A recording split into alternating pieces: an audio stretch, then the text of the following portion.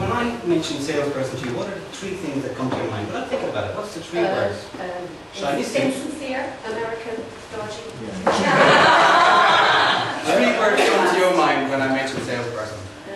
This is not to say that you're wrong, but just a common perception. That was wrong once. Uncomfortable. Uncomfortable. Trust. Trust. And sincerity, yeah.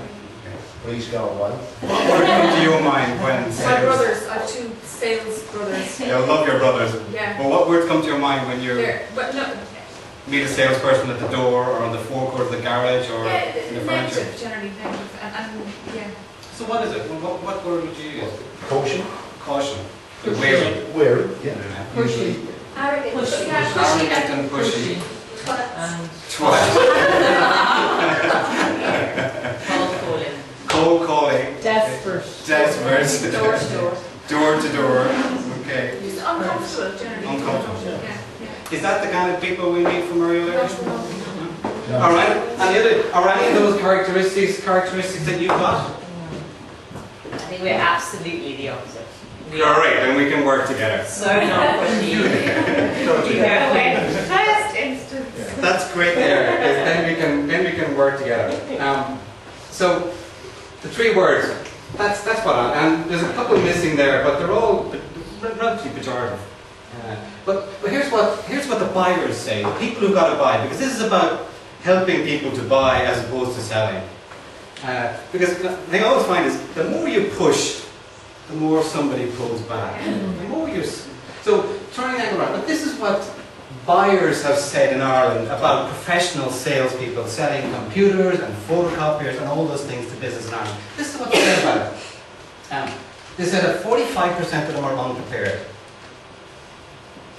They arrive, they don't have something with them, they're fuffling in the bag to pull out what they wanted to show, they're all that type of thing.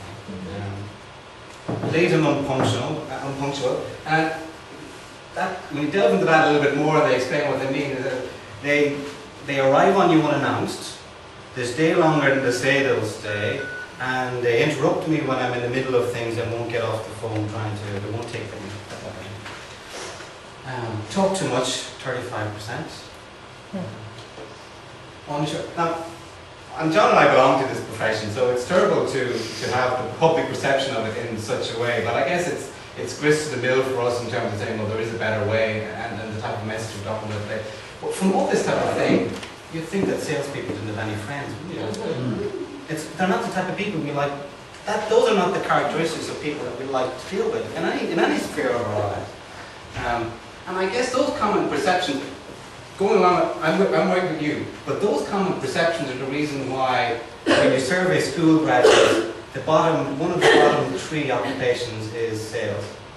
And when you ask people about the professions they trust, at least after ambulance chasers and politicians comes in, these type of guys.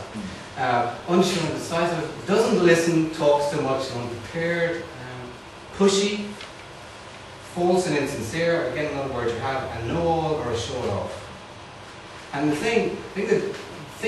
reason why John and I do a lot of work with professional services is because there's a quite understated confidence about what you do. You don't need to be pushy and know-it-all and a show-off.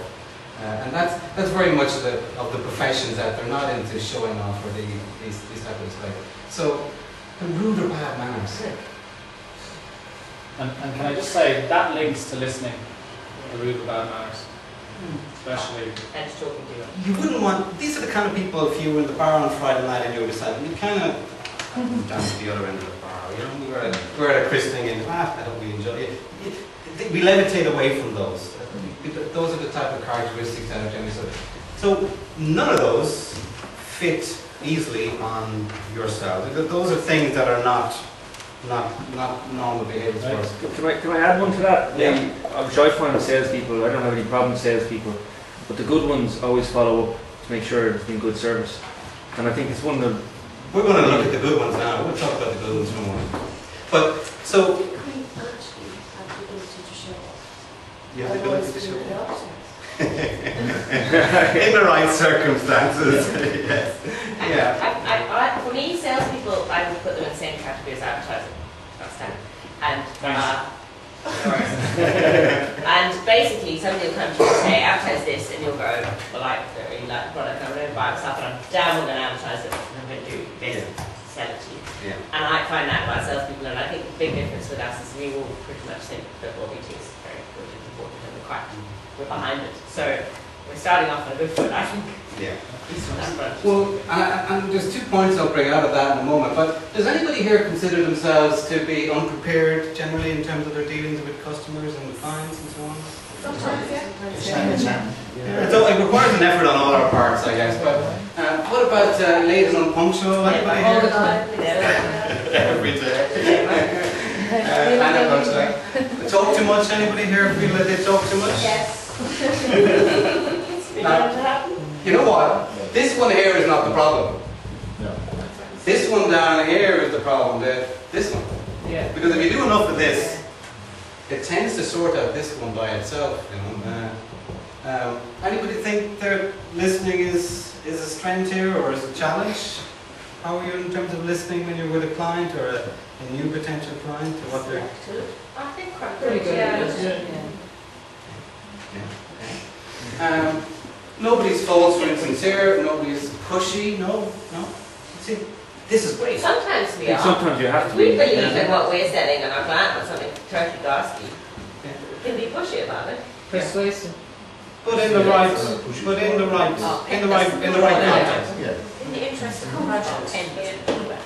So, this is good. We're building a foundation. We're saying we don't want you to be salespeople because this is what people normally expect and experience when they deal with salespeople. And this is a survey of Irish buyers, and it's very scary, the fact that 1 in 4 of these expensive, suit-wearing, mobile phone carrying, company car driving people are displaying these characteristics. So there's wonderful hope for the rest of us who aren't like this and I want to do it. And I think just to add to that, in a conversation I had with Calvin and Paul, we talked about the US architecture firms and that they have hired salespeople in their shiny suits and their shiny shoes and all that sort of stuff.